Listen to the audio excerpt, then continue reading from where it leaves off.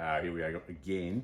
This is fairly continuous, but when we get set up, it is a joy to show you some of these time-proven techniques. I've made a little bit of an error here, Kay. This was a little bit clumsy. Oh dear. I just want to show you how I could have overcome a couple of hassles. Remember when I was talking about this lovely little jig, I talked about the fact that we would line it up on this registration mark, and then that would give me the centre line of the next one. But had I extended the slot, it would have been safer and it would have been much more efficient, because I could have lowered my router into the slot out here and travelled through, and I wouldn't have had this little bit to do later on. So on my second, on Mark 2, and looking at some modifications and improvements around how I could have done this better, I certainly would have extended that so that it would have dropped down and then just passed through to give me my Self-appraisal, Chris. However, Always it didn't happen, and some days it onward gets and clumsy, upward. and you do feel incredibly human.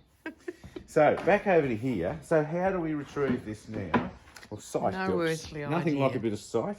My $3 glasses are just about cactus. I really do need an upgrade. Look, I wanted to show you one of the most treasured gifts I was given after my 40 years of teaching in the education department. Was by Brett Johnson, local business owner, small engines guy, can make anything in wood and metal, and he made that for me as a farewell gift. And it's very difficult to see there, but there's a lovely sentiment for being Mr. Chris Bush from New Norfolk High School. My most treasured gift, it's a marking knife. Let's use it. Now, what I want to extend those, Kay, so you just lower your marking knife into the groove. And if I put it, you can see that flat side and a beveled side on a marking knife. Here we have another one, a production of high quality, and most people would recognise the brand, with the bevel on one side and the flat surface on the other. So we lock and load. Push it into the groove, push your square up against it. Do that again, push the flat side up against the edge of your groove, push that over, and then we can nick that one. And you move down and do all of those up against, and so you have some efficiencies and some speed around what you're doing. Up against it, load. This one, I'll just move that lovely clamp over a little bit, up against it, push the square up against, and you can see you get this continuous. Now we need to come back to the start. So, and you don't want to be marking on the outside where you can slip away and damage your work. It's important to mark, if you, on the inside, again, your marking knife up against the edge, slide it up, and then 1, 2, 3. And if it's sharp, you'll hear it. So that creates the seat for my chisel. So then I can load my Japanese chisel into the groove and tap it. Turn it around, lower it into the groove,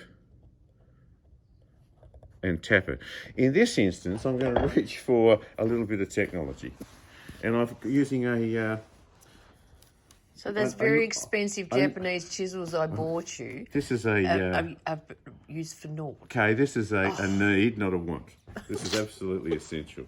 So, again, seating, masking, safety. Where's your mask? Lighting, just checking. Hang on. And just for the purpose of the video, I will put my mask on. Yes, you will. So, lowering it, turning it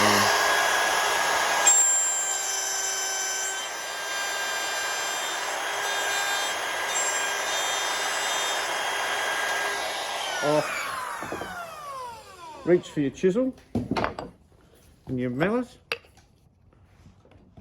Slide it in.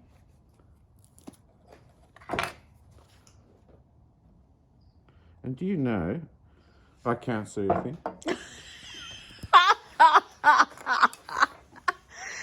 It's amazing You're what you. supposed to take the mask off and leave the glasses on, Chris. It's amazing what you can do with $3 glasses. Lord. So load it into the Help. groove.